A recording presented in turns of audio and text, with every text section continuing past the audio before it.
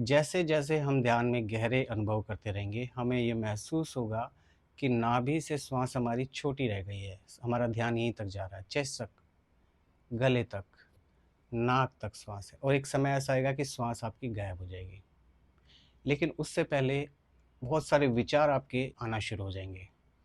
जैसे जैसे आप अपनी श्वासों पे ध्यान देंगे, आपके बहुत सारे विचार, आपके दैनिक कार्यों के, दैनिक जीवन के, हर तरह के विचार आपको, क्या आपने किया है, क्या आप करना चाह रहे हो, बहुत सारा कुछ थॉट आपके माइंड में चलना शुरू हो जाएगा।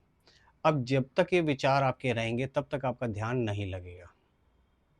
तो आपको ये विचारों से हटना है, अपने आप को विचार रहित करना है। लेकिन विचार रहित करने के लिए विचारों के साथ हमें कुछ नहीं करना, हमें अपने थॉट्स के साथ कोई छेड़छाड़ नहीं करनी। सिर्फ अपनी श्वासों पे ध्यान देना शुरू करेंगे, और जैसे-जैसे आप अपनी श्वासों पे ध्यान देंगे, आप पाएँगे कि थोड़े ही दिनों में आपके थॉट्स कम होना शुरू हो जाएँगे, और जैसे ही थॉट आपके कम होंगे, आपकी श्वास भी छोटी होना शुरू हो जाएगी। विचार हटेंगे, आपका ध्यान गहरा होगा।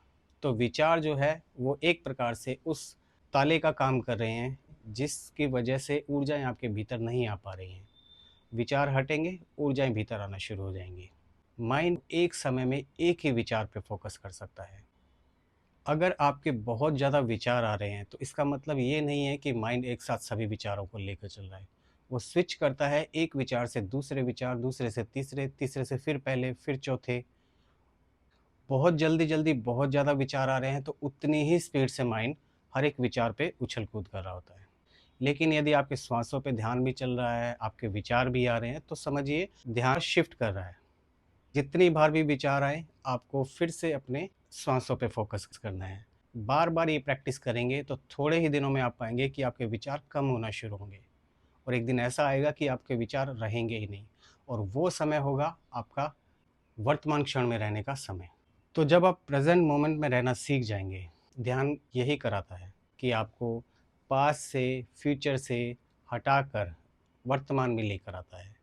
जब आप वर्तमान में आना शुरू करेंगे, तो आपकी क्लैरिटी, आपकी इंट्यूशंस, आपकी एनर्जीज़ सभी में बढ़ोतरी होगी। अब हम जानते हैं कि श्वास को नाभि तक ही क्यों लेकर जा रहे हैं, क्योंकि श्वास तो लंग से नीचे जाती नहीं। अगर हम एक पाथ देखें, तो ध्यान। नाभि तक लेकर जाने का एक रीज़न ये भी है कि जब ध्यान के गहरे अनुभव करेंगे, तो उस समय जो आपका सूक्ष्म शरीर है, वो आपके भौतिक शरीर को छोड़कर जब बाहर की यात्रा करेगा, तो वो नाभि के द्वारा ही बाहर निकलेगा। वो एक स्थान ऐसा है कि जो बंद पड़ा है वर्षों से। एक तरह से उस बंद दरवाजे का लुब्रिकेशन हो रहा है। सूक्ष्म शरीर वहाँ से बाहर की यात्रा करने में उसको आसानी हो।